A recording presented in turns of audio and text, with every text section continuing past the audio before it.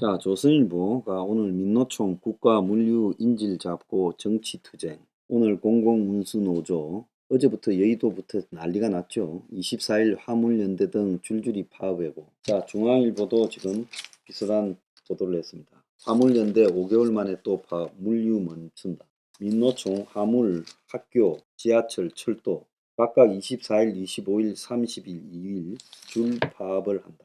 그래서 화물연대, 학교 비정규직 연대에 이어 서울교통공사 철도노조 총파업 예고, 물류대란 급식 돌봄 공백 등 우려, 정부 불법행위 관용 없이 조치, 그 다음에 매일경제 경제위기 치닫는데 물류 철도 멈춘다, 이렇게 지금 보도가 나왔습니다. 제가 민노총이 대한민국 사회에 지금 이제 너무 깊게 자리 잡아서 이제 일개 보수 정권으로서는 손을 쓸 수 없는 그런 상황에 빠져들고 있어요.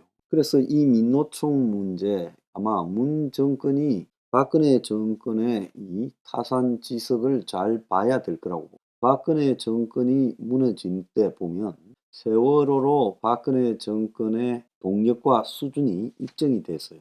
그리고 이제 박근혜 측근 문고리 3인방이니 최순실이니 이런 것들이 터져 놓으면서 권력이 소수화됐고, 그러면서 결국 민노총 등이 중심이 된 촛불 시위로 붕괴를 시켰습니다. 자, 그런데 최근에 보면 윤 정권이 MBC와의 지금 부딪히는 일들이 계속 발생하고 있어요. 자, 정권이 바뀌었음에도 불구하고 MBC가 지난번에 그 바이든 날리면이라는 그런 미국에서 윤석열의 음향을 공개하고, 그 이후부터 이제 부딪히기 시작을 하다가 결국은 이태원 사고 등에 MBC가 이제 앞장서서 몰아가고, 그러다가 이번에 윤석열이 캄보디아하고 인도네시아 갈 때 MBC를 배제시켰죠. 그러니까 MBC 기자가 이제 도어 스태핑에서 슬리퍼 신고 나와가지고 이제 윤석열에게 직접적으로 질문을 하고, 그러다가 비서관하고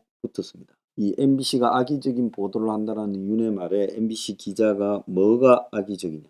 자, 12조로 했다고 지금 다들 공감은 하고 있어요.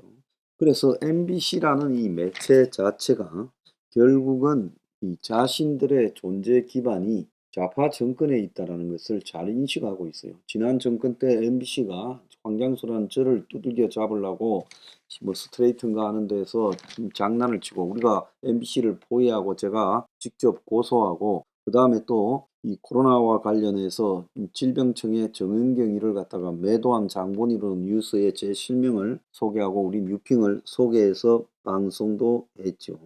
자, 그래서 MBC는 이미 좌파 기득권의 일환으로 들어갔고, 지금 우파 정권으로 바뀐 부분에서 좌파 기득권을 누리던 MBC가 본격적으로 저항에 나서고 있어요.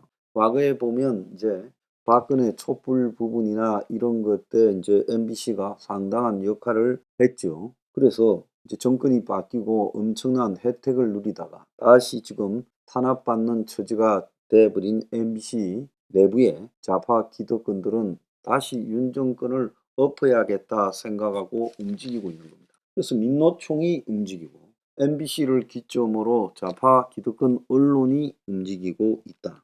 그래서 윤석열이 지금 MBC 때문에 도어 스태핑을 중단했다, 지금 그렇게 하잖아요.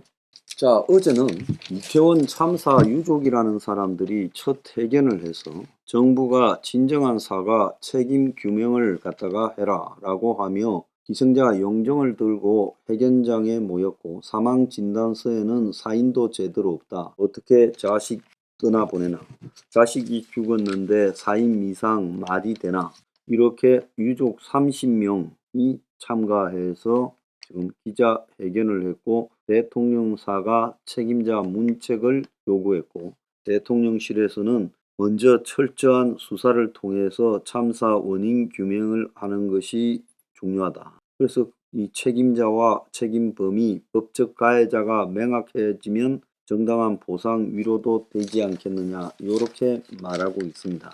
그래서 이태원 문제도 결국 세월호화 되어가고 있는 과정에 이제 스타트가 어제 걸렸다고 봐야 되는 거죠. 자, 민노총, 과거에 2016년 촛불을 주도한 가장 큰 세력, 그리고 MBC, 좌파 언론 기득권의 상징, 그리고 세월호와 같은 또 다른 이 재난의 주체 일부. 자, 이것들이 이제 형성이 되어가고 있다는 것. 그리고 이 형성은요, 집요하게 정치적 공격으로 나올 거예요. 민노총은 대중을 동원해서 연말에 거리를 마비시키고 또 한편으로 이재명 촛불 시위에 힘을 보탤 거고, MBC는 또 이런 것들을 과도하게 보도를 할 겁니다.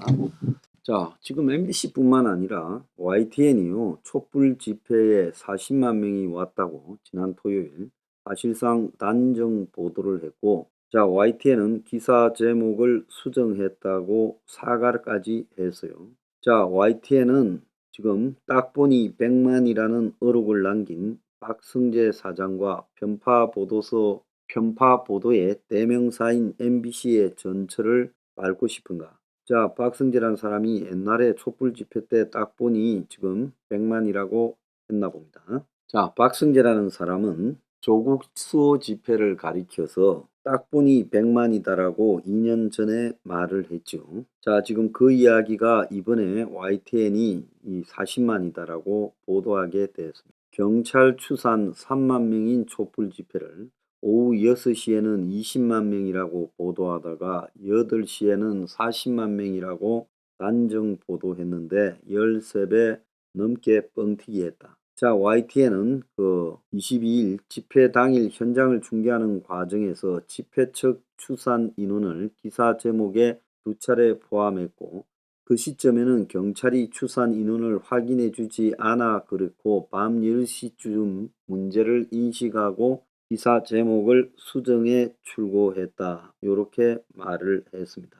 자, 연합뉴스TV는 이 참가 인원은 주최 측이 25만, 경찰은 그 10분의 1인 2만 5천이라고 지금 보도했다. 이렇게 또 보도했어요.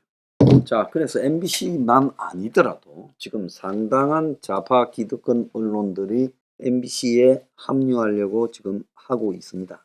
그리고 이 문제를 마치 한국의 언론 탄압처럼 몰아도 가고 있습니다. 그래서 제가 이제 오늘 하고 싶은 주제는요, 전방위에서 이런 식으로 윤 정권에 대한 도전이 시작됩니다. 윤 정권이 과연 현재의 담력과 수준으로 이걸 갖다가 지금 버틸 수 있을 거냐? 윤 정권에 대한 담력 테스트에 들어갔다.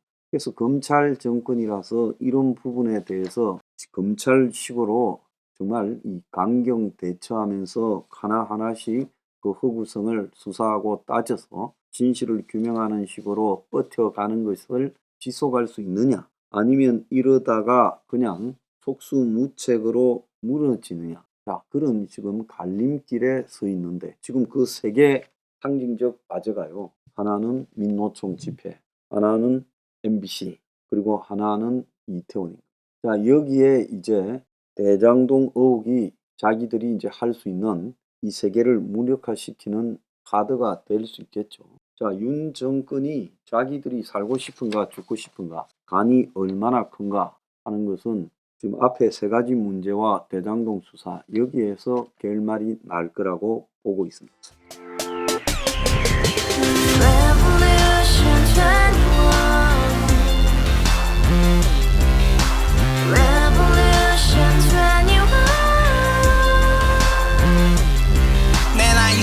월세 30 코인빚만 300 서울에 온 지 벌써 10년 아둥바둥 버텼지만 여전히 난 반지 하에 제왕 곰팡이 연문제약 내비랭 깡통망통 완전히 폭망 고시원 창문만큼 작아진 내 꿈 연애 결혼 내 집 모든 게 헛꿈 1년 전 떠난 여친 울며 말했지 같이 살자 평생 가본 게 꼬꼬꼬라지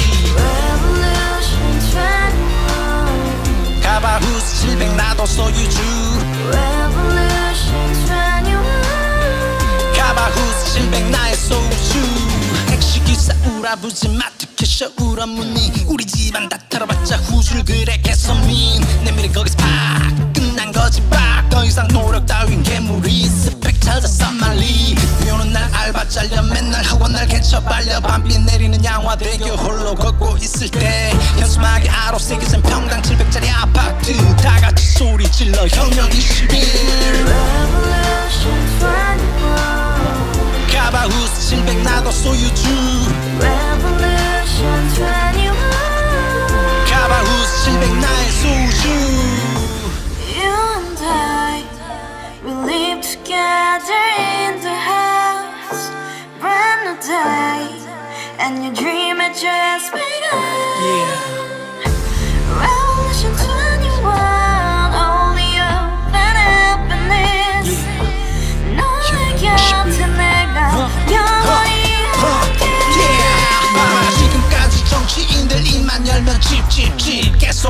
멍멍멍 쳤다 하면 뻥 잘난 부모 만나 잘난